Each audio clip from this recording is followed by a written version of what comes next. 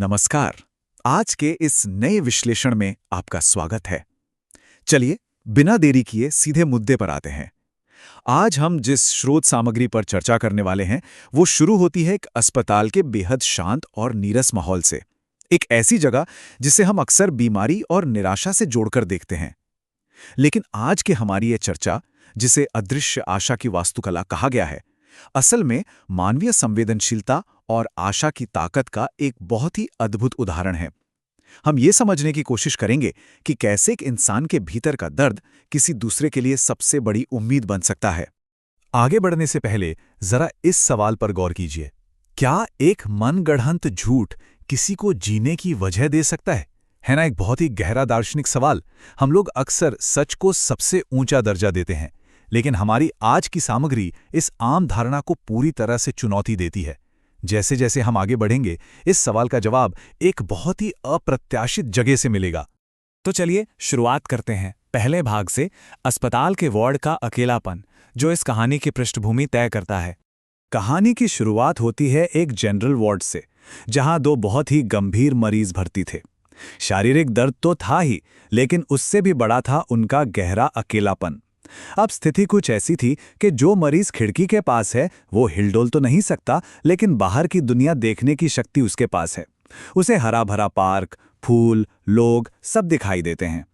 वहीं दूसरी ओर दूसरा मरीज पूरी तरह से हिलने में असमर्थ है और सिर्फ एक खाली दीवार की तरफ देख सकता है। सोचिए, उसके पास देखने के लिए सिर्फ एक छत है और महसूस करने के लिए सिर्फ अपना दर्द और अवसाद। स्रोत स्पष्ट रूप से बताता है कि ये दूसरा मरीज अपनी जिंदगी से पूरी तरह निराश हो चुका था। अब आते हैं दूसरे भाग पर, खिड़की के बाहर की दुनिया, जहां से एक नई शुरुआत होती है। यहीं से कहानी की गति बिल्कुल बदल जाती है। हर दिन सुबह और शाम खिड़की वाला मरीज दूसरे मरीज को बाहर का हाल सुनाने लगा। वो बड़े उत्साह से कहता, आज सुबह बगीचे में गुलाब खिले हैं और उन पर ओस की बूंदें चमक रही हैं। जरा सोचिए, जब दीवार की तरफ देखने वाला मरीज इन शब्दों को सुनता होगा, तो ये सिर्फ शब्द नहीं रह जाते। वो अपनी बंद दुनिया में उन रंगों की कल्पना करने लगता, और ये शब्द उसके गहरे अवसाद को चीरते हुए सीधे उसके दिल तक जाते। फिर वो आगे बताता, देखो कुछ बच्चे पतंग उड़ा रहे हैं। अरे, एक पतंग तो नीम के पेड़ में फंस गई है। ये बहुत ही शानदार ढंग से दर्शाता है कि कैसे ये छोटी छोटी बातें उस अचल मरीज के दिमाग में एकदम एक फिल्म की तरह चलने लगी थीं। इन कहानियों को सुनते हुए वो अपनी बीमारी, अपने टाँके, अपना दर्द और अपना अकेलापन सब कुछ भूलकर कुछ पलों के लिए उस खूबसूरत दुनिया में पूरी तरह खो जाता था। वो बताता कि शाम को एक बूढ़ा आदमी कबूतरों को दाना डाल रहा था। कभी नदी किनारे बैठे प्रेमी जोड़ों की बातें, तो कभी वहां से गुजरते लोगों की बातें। यहाँ सबसे महत्वपूर्ण बिंदु ये है कि ये सिर्फ कहानियां नहीं थी। दीवार की तरफ मुंह किए हुए उस मरीज के लिए ये रोजमर्रा के अपडेट्स एक नया उद्देश्य बन गए थे। उसे हर सुबह उत्सुकता से उठने और एक नया नजारा सुनने की एक ठोस वजह मिल गई थी, मानो एक नई जिंदगी की शुरुआत हो चुकी थी। लेकिन फिर आता है हमारा तीसरा भाग, एक दर्दनाक और कड़वा सच। यहां से उम्मीदों से भरी इस कहानी में एक बहुत बड़ा और दुखद मोड़ आता है। कुछ ही हफ्तों बाद एक स्तब्ध कर देने वाली खबर आती है। एक सुबह नर्स ने आकर बताया कि रात में उस खिड़की वाले मरीज की मृत्यु हो गई। अब दूसरे मरीज के लिए यह सिर्फ एक सह मरीज की मौत नहीं थी।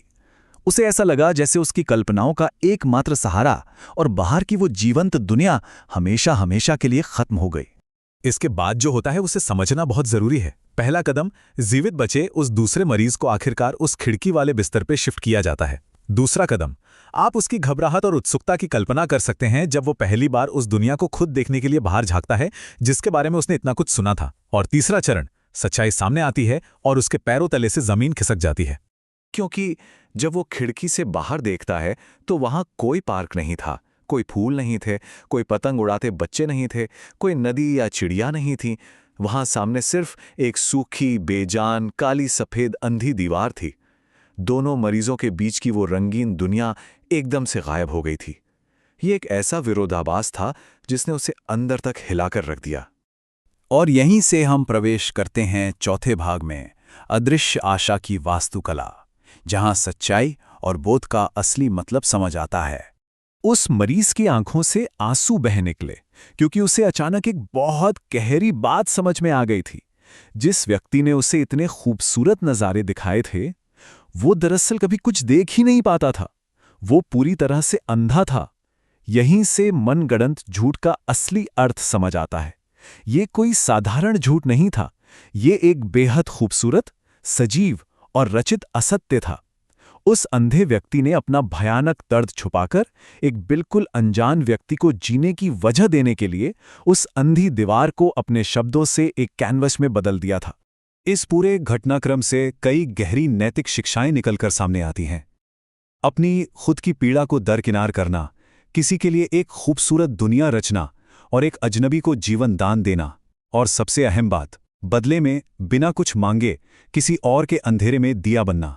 स्रोत बहुत ही स्पष्ट रूप से बताता है कि असली रिश्ता सिर्फ खून का नहीं होता, बल्कि सच्ची और निस्वार्थ सहानुभूति का होता है। स्रोत सामग्री एक बहुत ही प्रेरणादायक विचार के साथ अपनी बात रखती है। इसमें कहा गया है, हर व्यक्ति जो कठिनाइयों में भी दूसरों को खुश रखने का उपाय सोचता है, वो असली जीवन नायक है।